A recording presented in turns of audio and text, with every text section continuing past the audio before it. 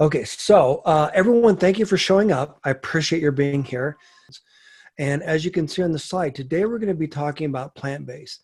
And one of the coolest things about this is that it's so timely because there's so many disruptions in the traditional food system.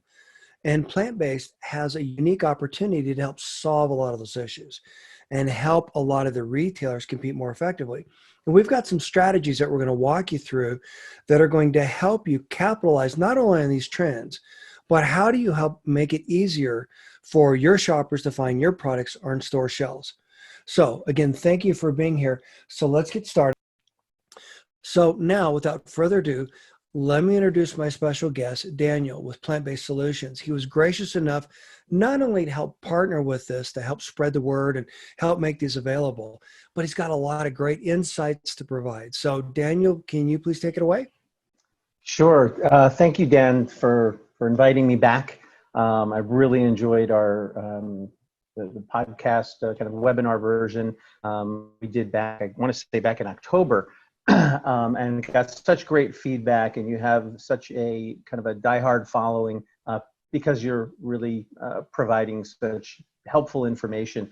You touch on an area that's so important that very few people really talk about.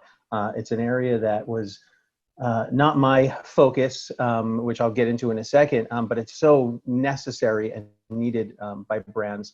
So part of kind of partnering with you.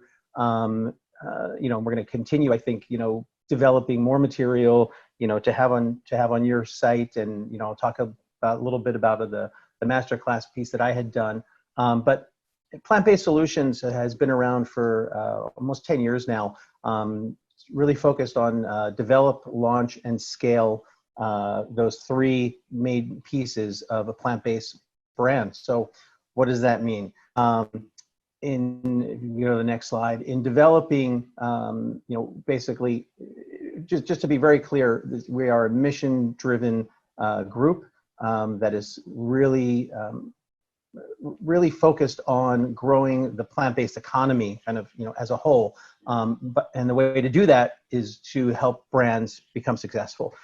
So everything from developing a brand, helping companies who are at that stage of, hey, I have an idea, to how do you scale it and bring it to market. We've taken multiple products to Expo East, Expo West as kind of the official launch in the past.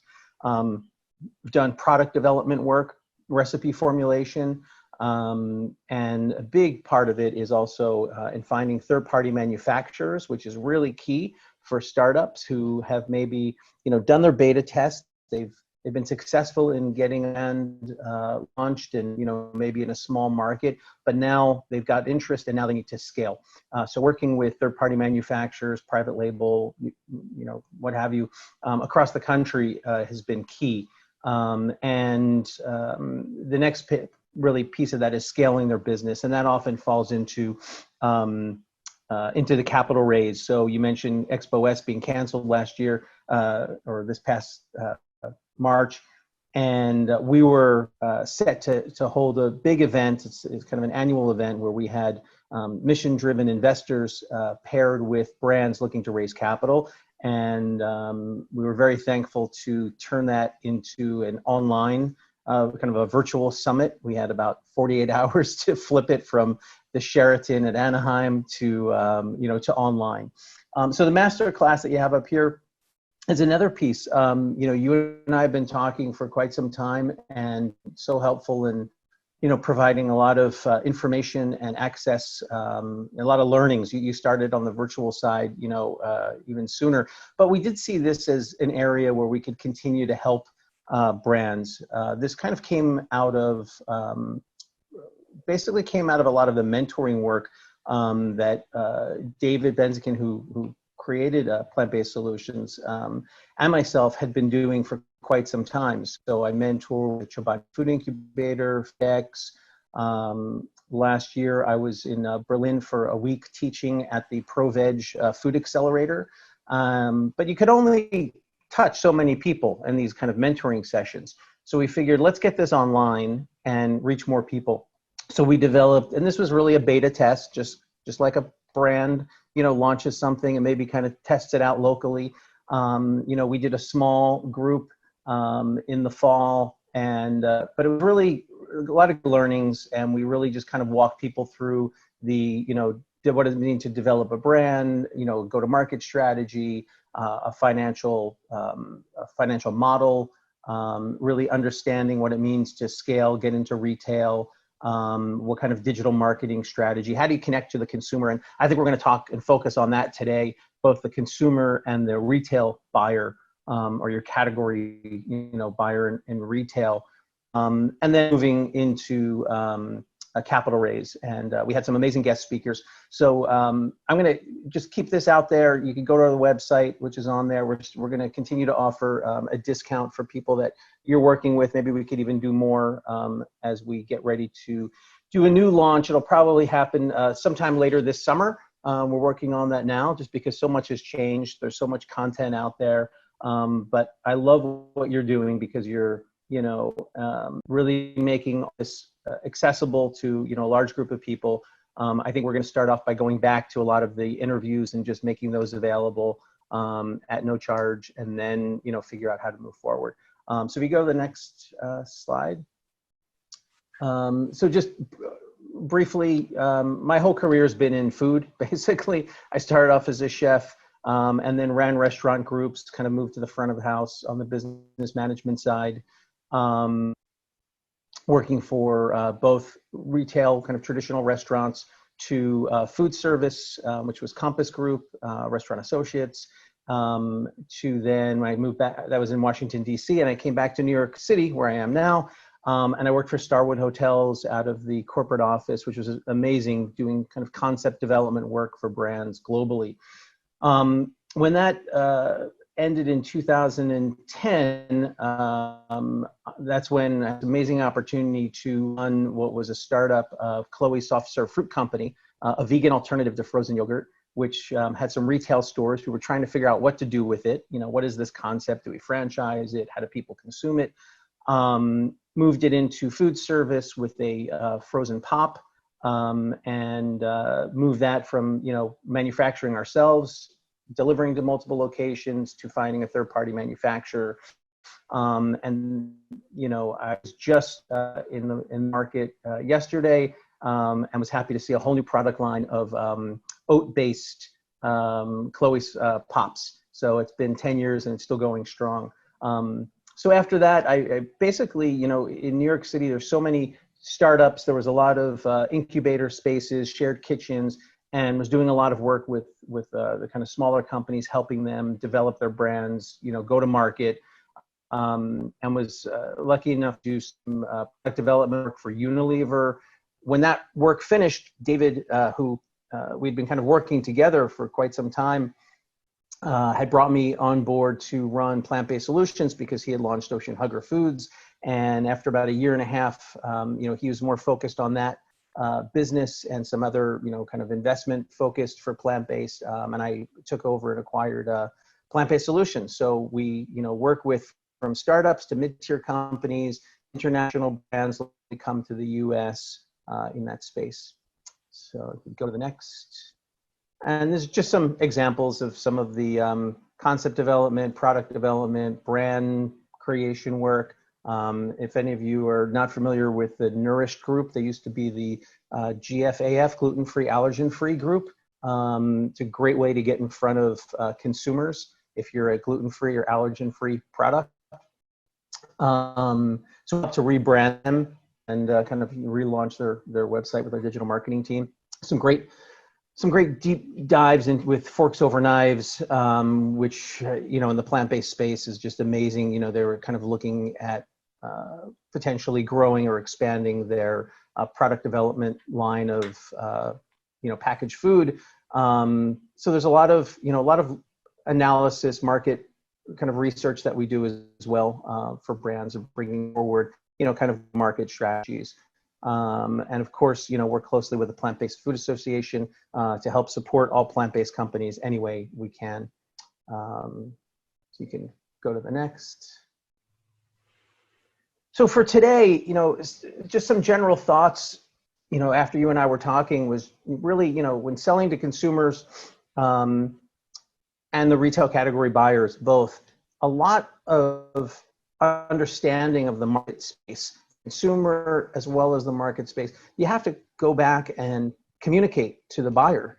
So the idea here was, the who are your customers, what your value proposition, what your messaging is, both on your packaging as well as the marketing message, which is maybe, your offers, what's on your website, messaging. The big where question is, where does your product, where does it fit in? The market at large, as well as the competitive landscape. And I think later on, you've got some great slides, Dan, to talk about the, the retail footprint of a typical retail store. And this is a big growing question. The what is really the product and the pricing strategy, which pricing strategy is really key. I think with that, you could also say your kind of touches on your marketing spend, your trade spend, which maybe we can touch on today, your amazing worksheet where you can fill in the different numbers on your marketing spend to try to figure out what kind of ROI. That's just fantastic piece. I think everyone needs access to that. And how is really the channel strategy? I know we're focused, heavily on, typically on retail. I do think it's worth opening, the conversation about the, e-commerce side of the channel strategy, especially with everything that's going on with COVID, new ways to get to market. Last week or the week before, when you had ECRM and RangeMe on, maybe that was 2 weeks ago. Amazing. 3 weeks. Yeah. 3 weeks ago. Amazing insight. Again, another, great piece that everyone, if you haven't seen it, needs to go back and listen to that, of different ways to get both, into a retail channel, get in front of people. Maybe it's service, maybe it's retail, depending on what your fit is. So that was just kind of a high level, I think, just kind of outlining for today. That. So I'll just jump right into, the plant-based retail market, has grown. These are some, older numbers, just because it's important to see how this trend has really been moving. Right, $3.7 billion plant-based foods retail in 2018, which was a 17% growth. I think we're looking at a 20% growth year over, if not more. And we saw how the dairy is just, more in the 45% growth, how it's outgrowing traditional dairy and plant-based analogs for yogurt, milk, ice cream. Just going back to the example of Chloe's with the new oat pops and Oatly ice cream and things like that. It's growing for quite a few reasons, but I think it's important to note that although it's growing and there's more and more room for growth, retailers often aren't as tied in, and I think it's the onus is on the brand. The brand itself, right? The founder who's out there, or your lead salesperson who's selling, to remind and to put data in front and trends in front of your retail buyer, to let them know, hey, the people, we can show, geographic data, the people in your market who are coming into this store, here's their buying habits, here's who they are, and here's what they're looking for. And then you could say, and here's where you're lacking, and here's where our product, fits in. And this has kind of continued to grow. If you want to go to the next slide. So here's an example, and I think this is very telling, because some buyers, have had conversations with, maybe it's a Kroger or, someone, or a Publix or, something, to say, well, that's a West Coast thing, this whole plant-based. Right? Who really wants that? Or it's an East Coast or West Coast. But the reality is, if you look at these numbers, you could be in Kansas, in Minnesota. This is growing, and it's even moved since this first data was pulled together. And there's a lot of reasons for that. And interestingly enough, in a timely way, for better or for worse, you know, the challenges that everyone's had with COVID, it's brought out a lot of health issues, you know, around multiple, you know, market segments. And a lot of challenges have been because of other health reasons, you know, where people have gotten sick because they had underlying health issues. And we know that diet correlates to health. And I think this is going to be even a bigger impetus to push. We're already seeing it with investment into plant-based, you know, let alone availability that happened. I think that's going to be a small blip, but I think the health issue is going to continue to resonate.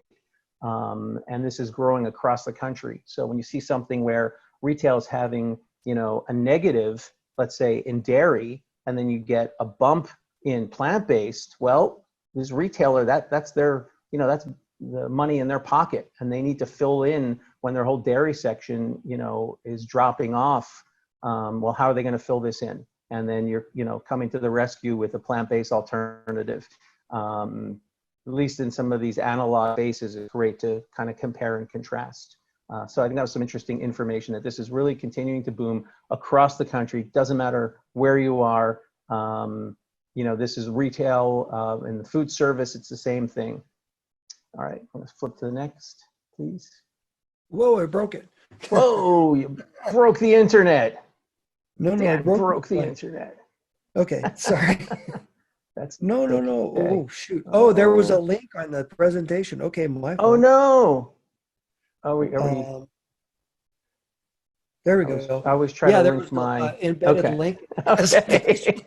I always like to, you know, show where the data comes from. So this was interesting. You know, again, just to try to put some numbers here, 62% plant-based claims rose from 2013 to 2017. This was a Nova Market Insight. And then plant-based meat dollar sales grew 265% over the 8-week period ending April 18 this year. So what does that mean? This means it's growing 6 times faster than conventional meat sales. So when all of this COVID hit, right, starting, let's say, you know, January, March, or, you know, March when I was in LA waiting to go down to Anaheim for Expo before it got canceled. So like March, I don't know, 5th or something. The sales been booming. And then we saw lots of articles, interesting articles where all of a sudden, you know, meat availability was down. You know, traditional meat, pork, things like that were, you know, not on the shelves. And it gave an opportunity for people to try, which I think is really interesting. And I'm excited to see what kind of data comes out of this 6 months down the road of the flexitarian market. And Dan and I were talking about this earlier. You know, if you're not already pounding this drum of the flexitarian market consumer base, you need to, because that's everyone, basically. For a long time, plant-based was kind of, you know, relegated to health food stores and to vegans and to vegetarians, and it was a really niche market. And now we're just seeing this boom where it's everywhere. It's in fast food chains across the country. That's what sales are. So that's what's exciting for retailers. Now that you go into, you know, what was more a traditional retailer now has plenty of plant-based products there where they never did before. You had to go to the health food store in the past for these things. For those of you that remember, you know, if you were looking for it 10 years ago, you found it in the health food store. So this is really growing. What's interesting about those buyers is that they are definitely flexitarian. We saw that even 2 years ago, the data on the increase in plant-based milk, for example. 70 or 75% of the people buying plant-based milk also had dairy products in their cart, you know, carts. Same thing with this with these numbers. It's not representing, oh, all the vegans went to the supermarket. It means your flexitarian market is trying all these new and exciting brands on the shelf, you know, that are filling in multiple categories. So that's really interesting. And this was just showing that 6% global food beverage launches recorded, and this was back, you know, almost 2 years ago now, used vegan-friendly positioning, which was up from previous. Now, there was been some talk about, is it plant-based, is it vegan? These terms are kind of,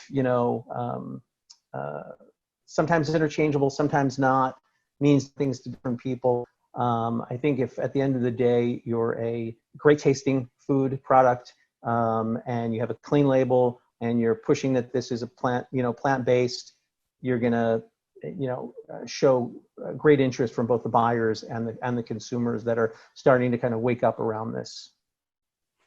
Okay, next. So this was an interesting piece of information.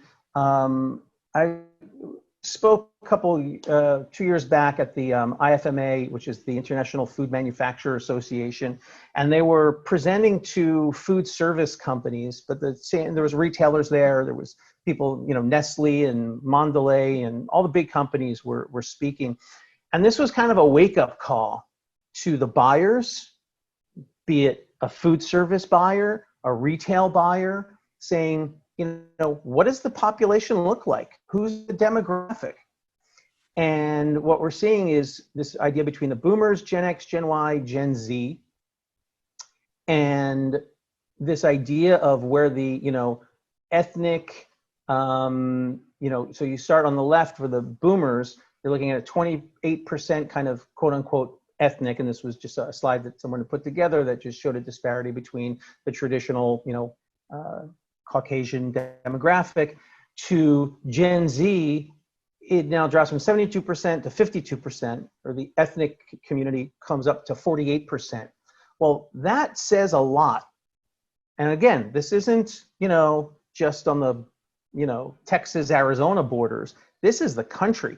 This is what the country looks like.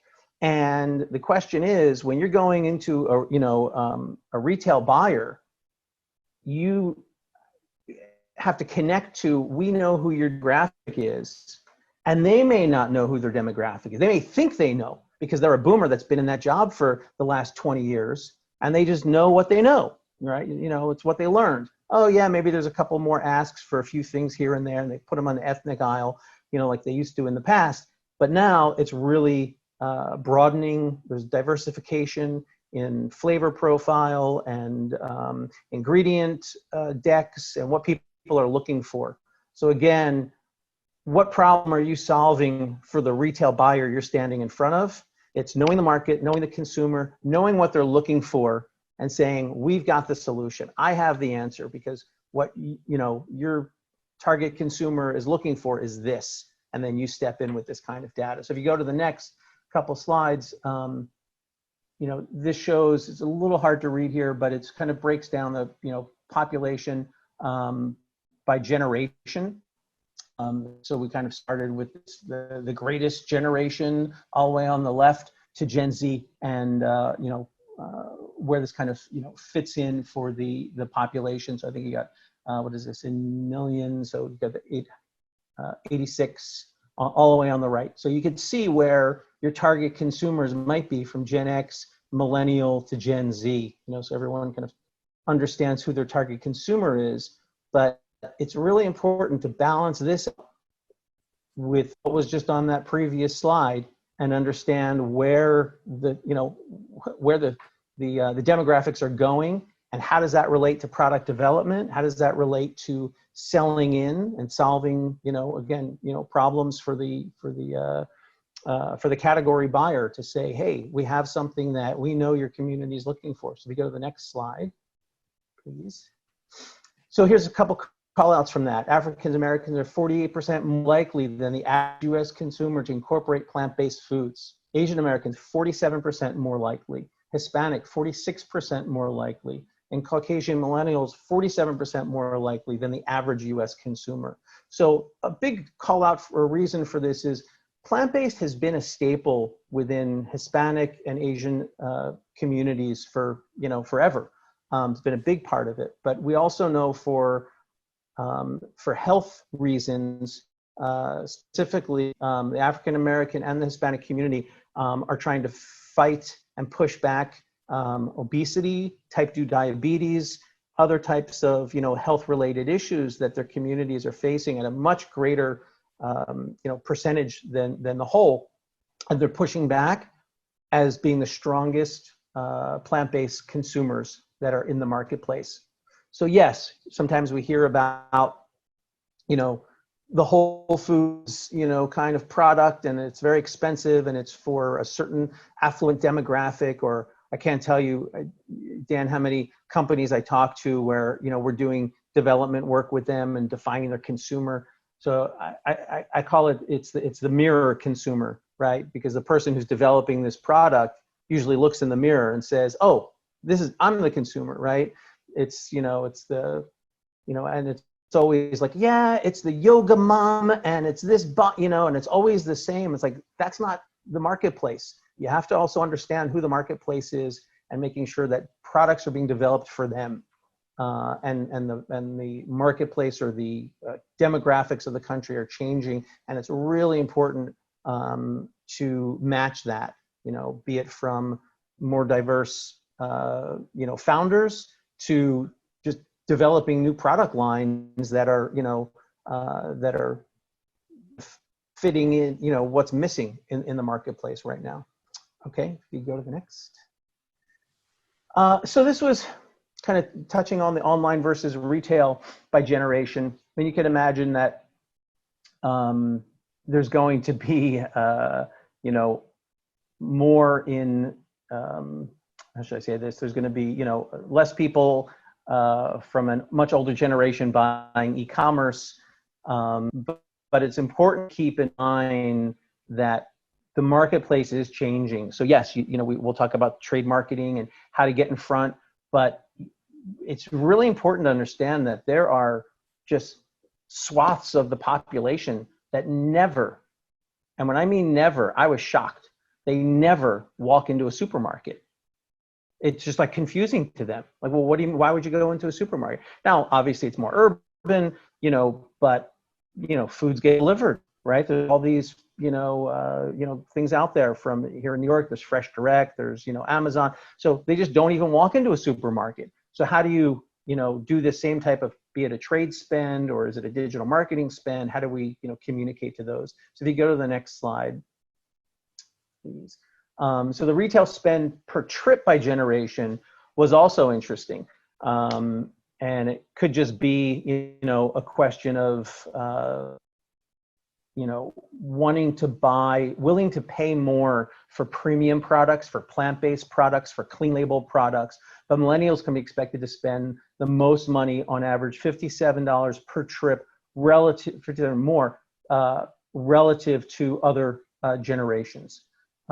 So again, when it comes to competitive set pricing, it's not just a comp set with thinking, okay, is the retiree who's on a fixed budget going to be, you know, shopping on that, you know, what's the price per ounce, you know, comparison? Or is it someone who says, you know, hey, I'm going to spend the $10 on a ready to drink, you know, protein plant-based smoothie with probiotics and, you know, and not do that comparison shopping, because it's about the brand, it's about, you know, the product offerings, you know, the benefits of the plant-based product. So it's just, again, know your target consumer and then make sure you're kind of directing all of your marketing strategies to that person. And this goes back to that kind of, even on the trade spend part, how do you speak to them when they do walk into the store? You know, how do you stand out, from packaging design to placement? You know, where do they find your product? How do you get it in front of them?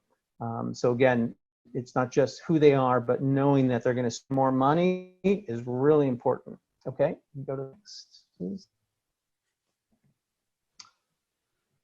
So consumer insights, this was a little more that came out of some of the product development work that we do, just in terms of understanding the consumer and why they're purchasing in a certain way. So this was 39% of Americans actively trying to eat more plant-based food.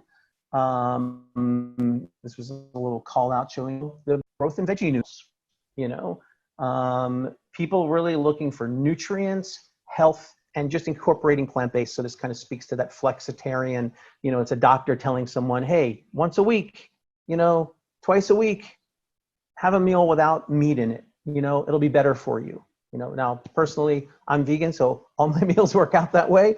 But when you're, looking at thinking about your target consumer, it doesn't have to be so focused on that plant-based consumer. You want a broader, broader swath of consumers that are walking into a Target, a Walmart, a Costco, a 7-Eleven on the side of the highway to get gas. If your product is there and is, speaks to them, that's a big business that you can grow. Go to the next one, please. So the plant-based plant-based motivators. This was really interesting. This speaks to, again, this kind of flexitarian concept, at least on the plant-based side, for why are people looking to eliminate meat? And, I deal with this just in general conversations within the plant-based community. Many people arrive to plant-based for different reasons. So you have kind of and this is a comparison of the flexitarian to the vegan vegetarian. So you have starting in the top left, generally to improve my health and well-being. Interestingly, on the vegan side, that's only about a little bit over a third. A specific health reason. So again, we're talking about cholesterol, type 2 diabetes, things like that. They're fighting a particular disease, maybe bringing it to them. Animal rights, animal welfare. Obviously, for the vegan vegetarian community, that's a much larger. Sometimes to save money. So very interesting concept there on the flexitarian side. So you got 21% of the people saying, hey, if I don't buy meat and I can make interesting meals and not buy meat, I can save some money here. Now, traditionally, that may have just meant rice and beans and veggies, but what products are you bringing to the market that could also be, cost effective, to help out families economically? And then environmental reasons, of course, more of a call out for the vegan vegetarians. But interestingly enough, more flexitarians are starting to learn from the vegan vegetarians, or they're learning from somewhere, that there's a direct tie-in to environmental health. We look at it as, health for, the planet, which obviously incorporates, everything. So, the animals, the people, and just the planet, and that relates to water and carbon emissions and arable land, in dealing with population growth. So recent study from DuPont, I'll just call this out, and nutrition and health found 52% of US consumers are eating more plant-based foods, and that they believe it makes them feel healthier. So again, motivation often relates to, aspirational. They're seeing it on TV, they're seeing it portrayed in media, they're seeing it portrayed in, superstars. There's just a whole ad campaign for Beyond Meat. I think it was Beyond Meat. Was it Impossible? One of the two. And again, very interesting. They had Snoop Dogg and an entertainer, a singer, and these probably, they're probably investors in the companies. But what they're talking about is flexitarian. They're not saying go vegan. They're just saying, hey, reduce meat when you can. And it's really important to understand this and to share this kind of information with retailers who just think, oh, I already have one of those. I don't need another one. Someone wants plant-based. Oh, I've got that one product over there that says plant-based. But, any consumer is going to want diversity of products, right? There's so many that are just, there's taste differences, there's flavor differences. There's some products out there that aren't so great. We've all tried those. So happy to see more on the shelf. That's okay. You can go to the next slide.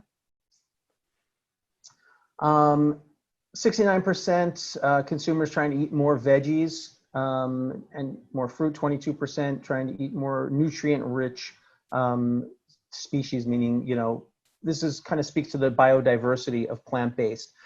So when you're thinking about maybe product development, a lot of the work that we do at Plant Solutions is to help companies in developing their product lines that aren't just another, what's on the shelf.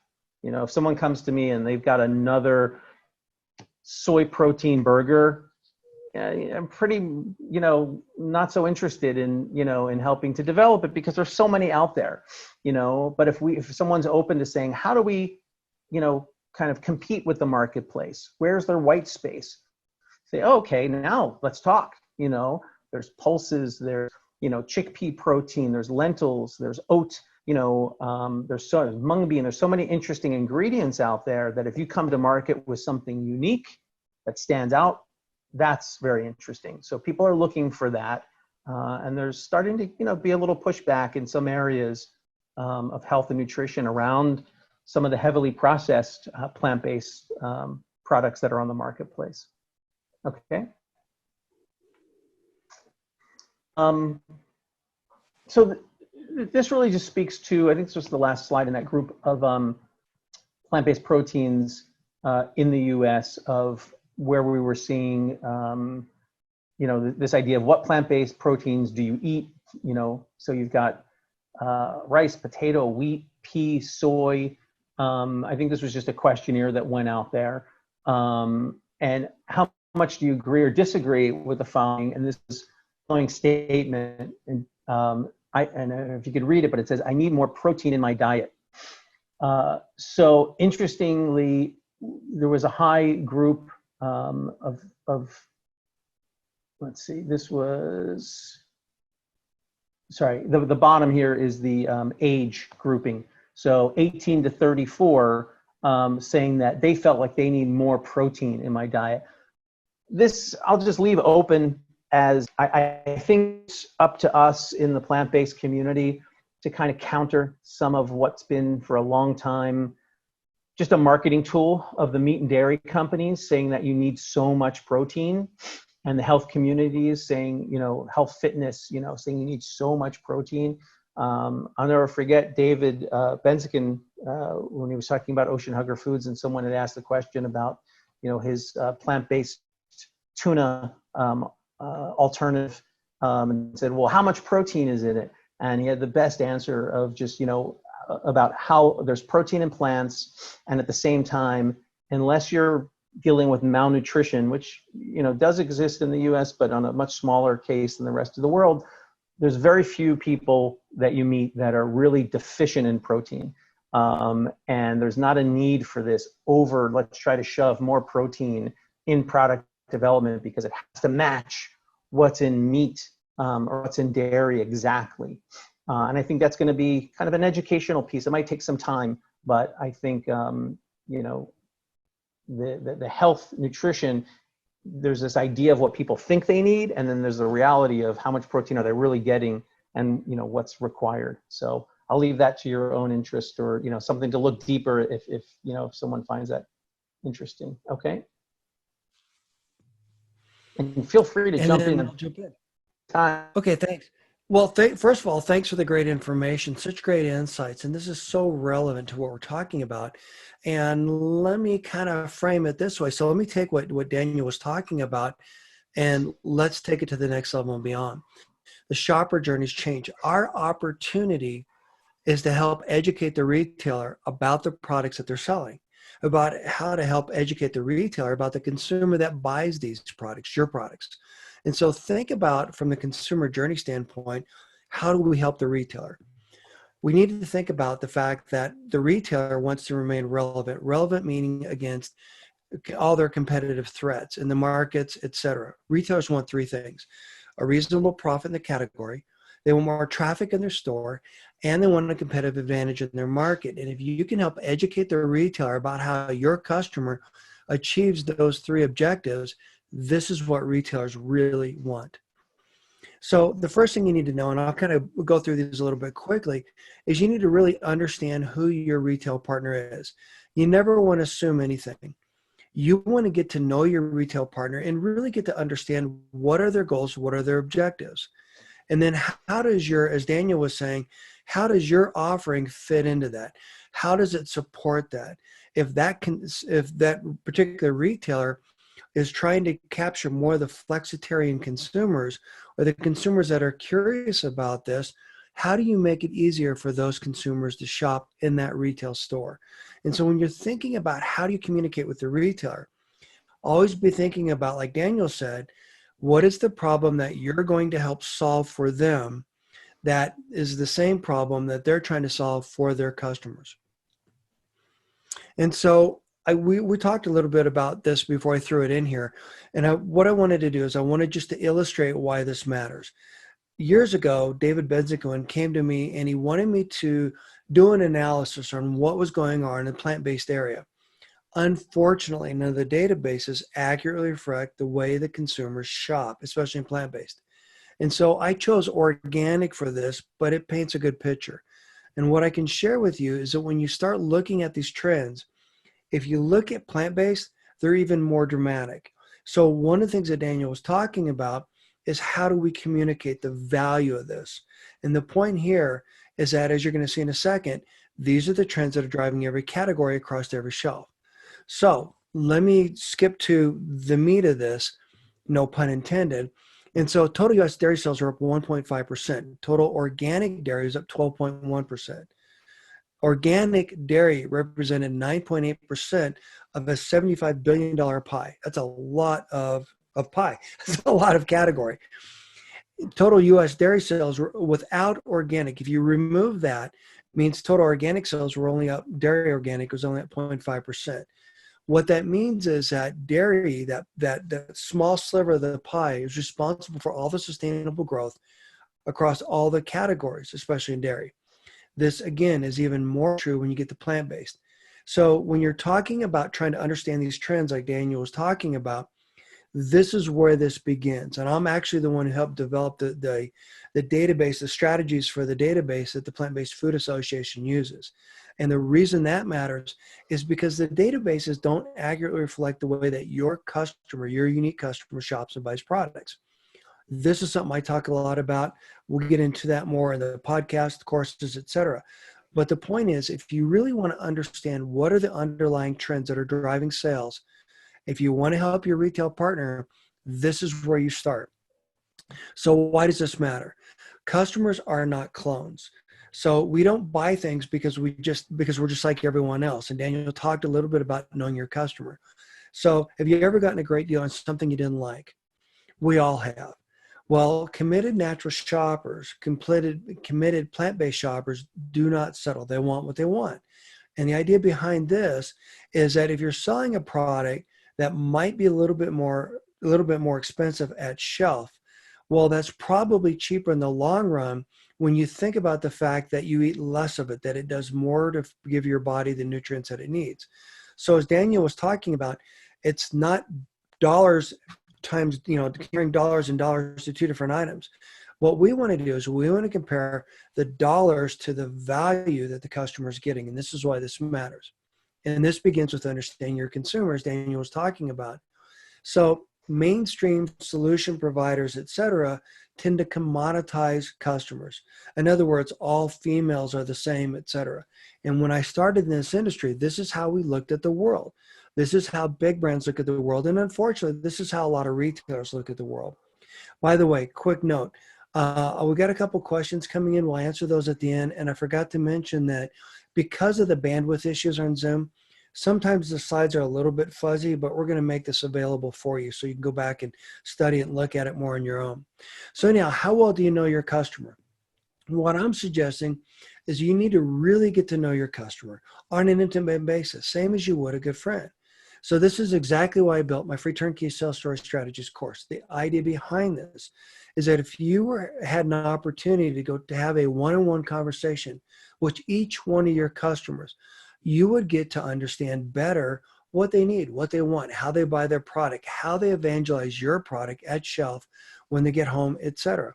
More importantly, when we're talking about educating the retailers, we're talking about educating the category buyers, etc., we need to make sure that we're communicating in the same consistent language.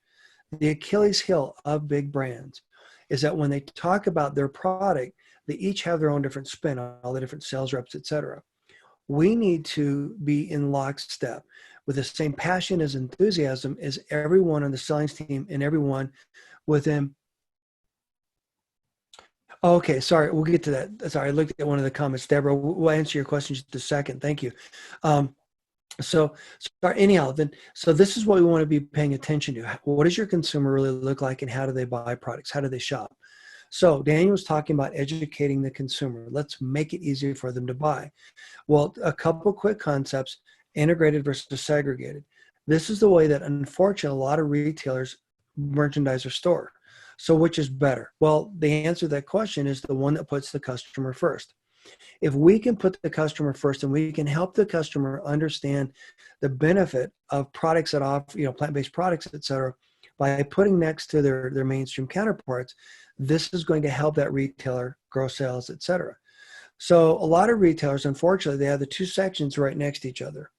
What works best is when you completely integrate the sections within the store, as you can see here, and more importantly, when you integrate them within the category themselves. So for example, I did a project for Synopta, and they had a sunflower-based milk. And it actually did a similar project for Pacific Foods just recently. And the idea behind that is if you have a shelf-stable non-dairy beverage and you put it next to the dairy case, people will buy more of it. And the reason they buy more of it because they make that comparison between dairy and non-dairy. But they can't find, that doesn't happen if the category is somewhere else in the store. So by putting the plant-based products in with other products, for example, Beyond Meat in the meat case, and some of the other things that Daniel referenced, this is how you drive sustainable sales. So the best, cheapest, easiest way to do that is the illustrator help guide the retailer to where your product belongs on the shelf. And this is how we start differentiating plant-based from other products, but yet help the customers make the choices that are best for them.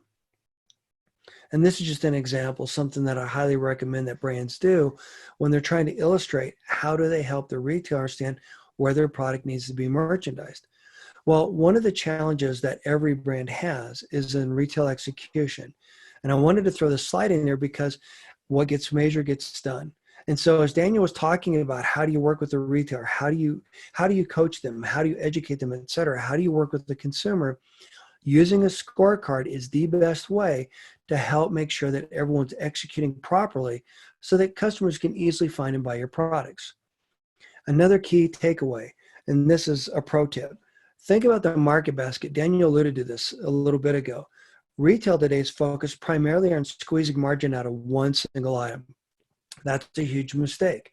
The reality is that the plant-based consumer is going to buy premium products throughout the entire store that complement your product. And so if you can help the retailer understand the total market basket, the sum total of all the customers' purchases when they check out, and then work backwards, that's how you're going to help customers how you're going to help customers grow and scale. So why does this matter? Increased distribution, preferential merchandising. Efficient trade spending. Daniel talked about that. You've got to understand when you're spending money, your trade promotional dollars, how do you effectively manage it? What are the things that are going to grow sales the most? Next week's webinar, again, you don't want to miss it. So check the events page of the website. Maximize your promotions.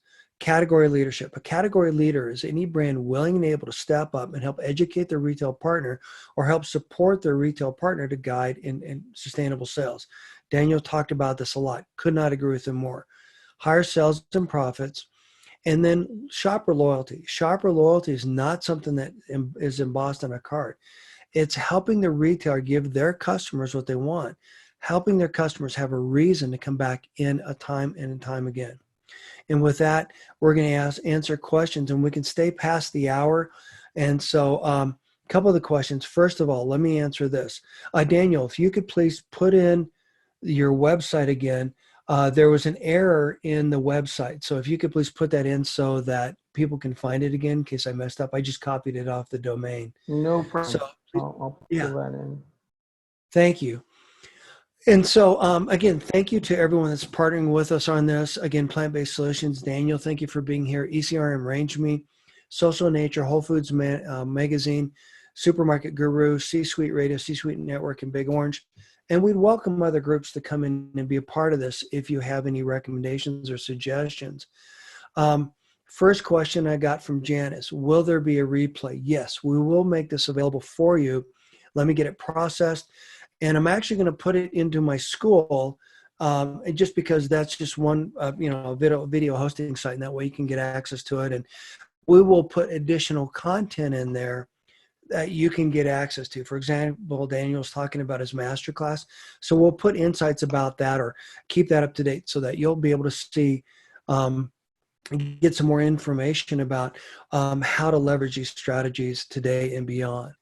And then we got another question in the Q&A, and I think this might, okay, Daniel answered it. So thank you for answering the question in the Q&A. And yeah, I'm then, not sure if that went to everyone, but it just spoke to the idea of what's the difference between vegan and plant-based. And I do think it's important, especially, for the brand category, the brand, retail buyers, different people use the term, like I was at an event, and Tyson Foods and Purdue were up, sitting up on the stage talking about plant-based. And I'm thinking, what are they talking about? Because in the context, what they meant was they were adding soy, they were adding millet, they were adding other things to their meat. So to them, plant-based just meant there was plant added to their meat. And, my mind was blown. I was like, that's not what I consider plant-based. So I think in the vegan, speak, it means plant-based, no animal products. But for some, it does mean that they're adding less of a category or a product seal versus just an idea of adding more plant-based foods to your diet. So I think it's always, better to just define your terms where you feel that you need to. thank you for sharing that. And if you've got additional questions, if we don't get to you, please reach out to one of us. We're happy to help you. Again, this is about you and it's for you. So please share this and help us spread the love and help us share these with the bigger community. On that note, to your point, Daniel, I agree with you. A lot of people tend to categorize things differently than we do. And this is, again, about all about educating the retail buyer, all about educating the consumer about why this matters. And on the podcast, for example, I've had great conversations with Chuck Muth and Seth Goldman, et cetera, Mayiko Shinner, people that have plant-based products, Madeline Hayden, I could go on and on and on, Seth Tibbett with Tofurky, about why this matters and understanding that unique consumer. Back to that free turnkey sales story strategies course. Why does your consumer buy the product? How do you help communicate that in your brand story when you're working with a retailer? Your thoughts, Daniel? Yeah, I mean, I think at the end of the day, a brand needs to, bring forward a complete, what we call the go-to-market strategy, marketing strategy, and share that with the buyer. And, here's our spend, here's how we're going to be driving, it's that push-pull, right? So we're going to be, pushing with maybe some discounting that you have to do or some, buy one, get one deals, whatever. But here's our pull strategy within your geographic area of this retail, location. We're going to be hitting from a digital marketing spend, maybe it's geotagged for Facebook ads or Google ads, but content on your website, I think, is key. So some of the work, for example, we did with Unilever in developing some products. One was a plant-based, kind of a plant-forward, vegetable-forward spread, kind of an alternative to hummus a little bit. But it was all about content on the website, right? Recipes, videos, how to use it as a sauce, how to use it in different dishes. Show people multiple ways to use your product, which gives them, higher velocity, maybe more day parts, instead of just like a dip that was for maybe the late afternoon or dinner, we had it with avocado toast. We had it with different ways that you could, use a product. So when you show a retailer, you've got so many cards in your deck that you're going to interest people, you're going to show them, you're going to teach them. That was a big plus. Thank you for sharing that. Yeah. And again, this is all about education. This is all about, don't assume that everyone understands everything about your product that you do. Daniel was talking about that. This is where you, the mirror concept that he was talking about, this is where you need to help broaden people's understanding. And we mentioned briefly about trade marketing. This is where you can really do more to grow and scale your brand by targeting that specific customer. In other words, having that conversation with the customer that relates to what you're saying. Critically important that you do that. And again, that's next week's webinar. So little plug for that. Good question here from Vera. I'm going to take a stab at this, and then Daniel, I want your two thoughts. Sure. My belief is that if you put a plant-based product next to a mainstream product, that's the opportunity for the consumer to trade up or to make a decision about what makes more sense for them. So let me give this example. Maybe you've heard this before. If I go into a store and I buy the cheap generic bread, I'm hungry almost before I finish eating it. If I buy the best mainstream bread, then I'm going to be satiated for longer. If I buy the organic bread, and if I am what I eat, then those extra nutrients are going to fuel me longer. Therefore, the organic bread is cheaper. Now, let's answer your question. This is actually a project that I did years ago. I was trying to helped convince Annie's Homegrown to put their mac and cheese next to Kraft. So a customer walks into the aisle, they want a healthier product, and they pick up the Kraft because that's all they have. Well, there's nothing else to compare it to. However, if I put the plant-based, Annie's Homegrown, et cetera, whatever the product is, your product, insert name here, et cetera, next to it, then that consumer has the opportunity to pick that product, both products up, and compare them side to side and choose the product that best makes sense for them. Why this matters? Because by giving the customer a choice, this helps the retailer drive profitable growth in the category. So in other words, and I'm just making things up, let's say this box is $1.50 and this box is $2. Well, obviously the premium product is going to drive more profit into the category, more sales at the retailer. Okay, now let's think about the market basket. Again, what does your shopper look like? How do they buy products? When they buy your products, what else do they buy? If you can align all those things and help educate your retail partner as to why this matters, that's going to help them solve that problem. Daniel, okay, you put it in. Well, I Great. just shared some more information or a link to the Plant-Based Foods Association, just because there's a lot more data there. But to go back to Vera's question, and there's a video that you should be able to find on the PBFA website. They did some actual work with some retailers to show the uplift when you have the opportunity to sell, to your point, Dan, side by side with a, let's say there's a meat analog or dairy analog to your product line. Not everything is always, there's lots in the packaged foods, in the, snacks that's plant-based that, doesn't always shows contrast. A lot of people assume it's plant-based anyway, but ice cream, things like that. But there are supermarkets that still say, here's my plant-based section, and this is where you're going to live. I think when that happens, I would try to have a conversation with them, because at the end of the day, they want to sell more product, right? But it's like if you give, we used to joke around in the retail restaurant world, or the QSR, the quick service restaurants, if you, go up to a cashier and you give them a $2 bill, they just sat there and went like this because there wasn't a spot for a $2 bill in the tray, right? There was $1, a $5, a $10. So it was confusing. So what plant-based sometimes is doing is bringing a $2 bill into what's been tried and true categories, and they don't have a place for it. So they're trying. So try to work with them, just like you could try sometimes to find the right cost to put on the shelf. We've had trials that go on and say, listen, if you can compare, let's say, two different stores with similar demographics, right? One of their stores is 10 miles down the road one way, one's the other way. You're not changing the demographic. That's key to this exercise. And say, listen, for a month or for 60 days, let's try something. In your other store, even though there's always going to be a plant-based section in both, store A, put it in the plant-based section. For 60 days in B, let's put it next to the meat or next to the dairy, and let's compare the numbers at the end of it. And, we think that you'll learn something, we'll learn something, and see where the best spot is for you.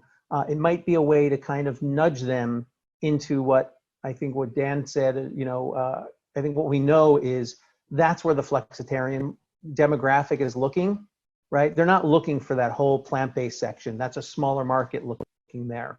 So it does curtail your sales, or you have to, let's put it this way, you have to do more heavy lifting to drive people over there. So I would just challenge the buyer in a positive way of saying, hey, I think we could get more sales for you guys as well in all your stores. Let's just do a trial. You know, are you open to that? What do you think? You know, again, how are you solving their problems? Bring solutions to them. Bring ideas to them that don't, you know, disrupt too much their system, but, you know, help them find a way to, you know, get to where you want to be. Great explanation. I mean, thanks for sharing that. And remember this, your job is to educate them about exactly what Daniel was talking about. It's a lot cheaper to put the product in the right location day one than it is to move the product at a later time. Mistakes like that can derail and bankrupt brands. We want to help you navigate against that. So remember, plant-based solutions, brand secrets and strategies, great resources. We are here for you. If you've got questions, reach out to us. If you want additional insights, reach out to us. If we don't know the answer, we're going to find someone who can help answer that. And there's a wealth of information within the partners, et cetera, that is going to help you grow and scale your brand and your store. Any additional questions? I know we're over time. If not, we can go ahead and end it here, and then you can just reach out to us. All right. Thanks so much again, Dan, for having me to join you here, and looking forward to talking again. I'm thrilled that you're here. Thank you so much for your valuable insights. And so we'll go ahead and end it there. And everyone, thank you for coming. I appreciate it. Don't forget to check out the calendar of next events, of coming up events. And the trade marketing one you're definitely going to see. And I'm going to be doing a lot more with Daniel and plant-based solutions. So stay tuned for that, because there are a lot of synergies between what we do. And again, we're all here to raise the bar and to help you succeed. So thank you again. Thank you so much.